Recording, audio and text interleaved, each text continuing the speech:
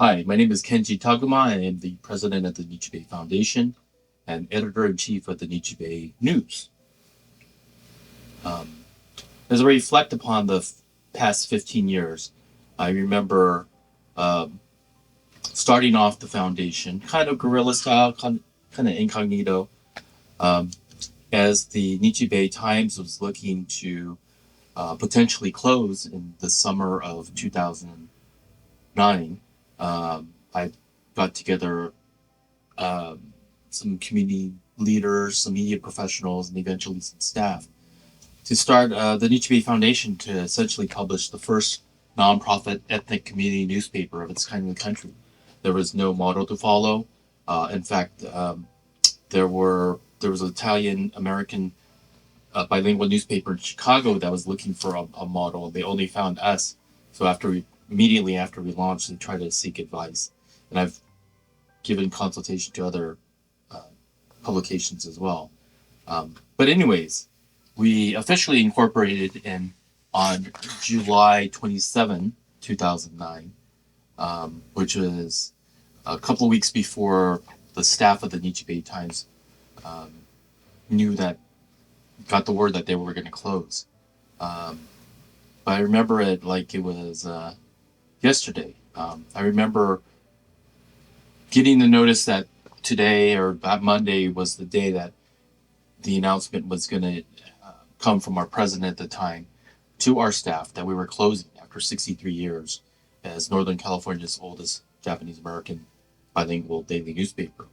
And I originally was hired as a staff reporter for the Nichi Bei Times. About a year after I was hired, we learned that the Nichi Bei Times was closing. Maybe it wasn't a complete surprise, but it was a shock to come into work one day and find out that that morning they had, I guess the board of directors had announced that they were going to dissolve the paper and sell the building. I was a sports and food writer for Nichi Bei Times since 2006.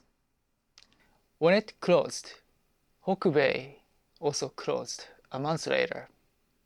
What that meant to the community is the lost connection of Japanese American community and Japanese speaking community.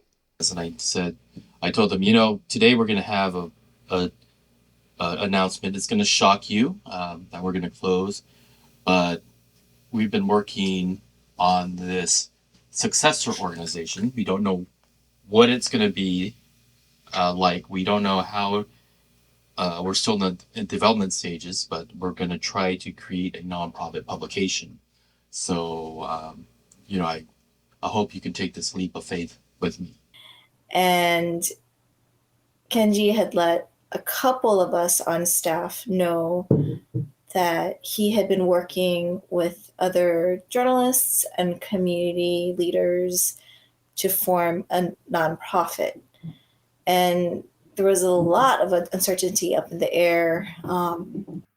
It was sad, obviously. It was also kind of weirdly exciting because it was so different. I'd read about newsrooms being shuttered in other places. I'd never been a part of one that had. So that was kind of uncanny. We didn't have a whole lot of details, but he wanted Alec Yoshio McDonald and I to be a part of the nonprofit, which started publishing the Nichi Bei Weekly. And so the early days were really stressful. There was just, we were launching a brand new organization while closing out the Nichi Bei Times for profit. The budget was very low, and we were essentially starting from scratch.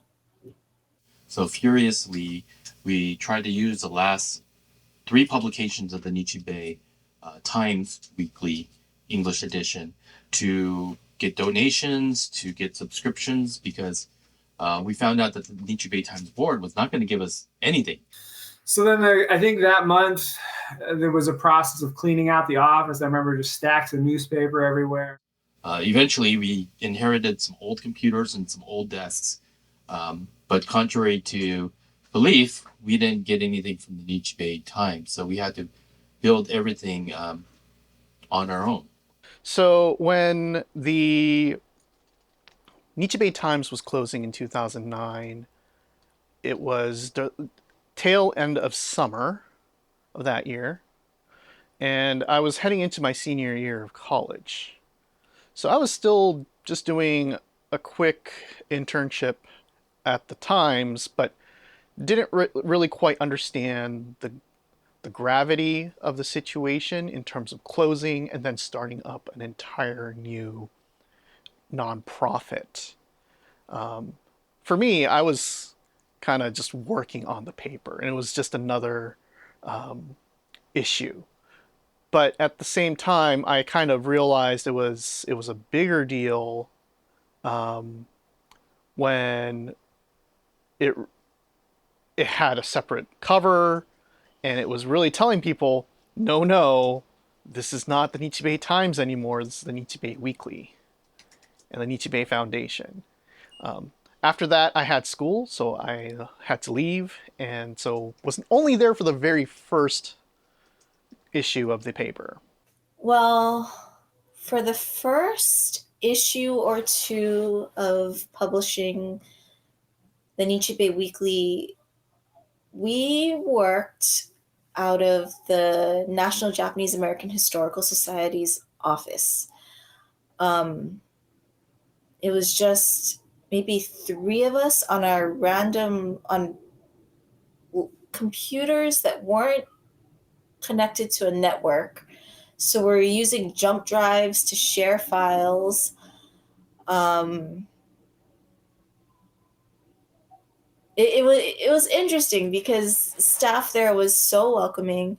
Pete Yamamoto was such a big encourager of our movement and our efforts, and he'd come over and check in on us and wish us well. And it was so sweet. At the same time, we were on deadline trying to frantically publish the 16-page issues. So it was an interesting experience. And then eventually we were able to rent a room in the Japanese Culture and Community Center of Northern California. Essentially crammed into the basement of the cultural center. It's just like, so you're walking down Sutter and you pass the main entrance up the stairs, you keep going, and there's a bunch of dumpsters. It's like the garbage area. And so that brought a little more structure. We had our actual desks. We were initially, with time, able to be connected to a server and to share files, and there was more structure. So that was helpful. And then, with time, we were then able to move offices again to where we currently are. But it's still very much a grassroots effort. We're a grassroots nonprofit. So we set out to, in the spirit of the Issei, rebuild brick by brick, because we had to. We figured that if the Issei could come to another land and rebuild their lives in a foreign land, we should be able to too. We speak the language here and everything.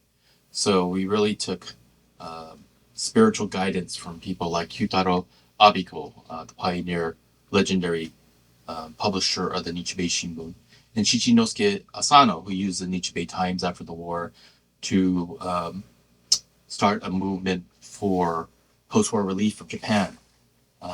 So in that kind of spiritual sense, we were trying to carry on the legacy of the Nichi Bei that at that time was 110 years old.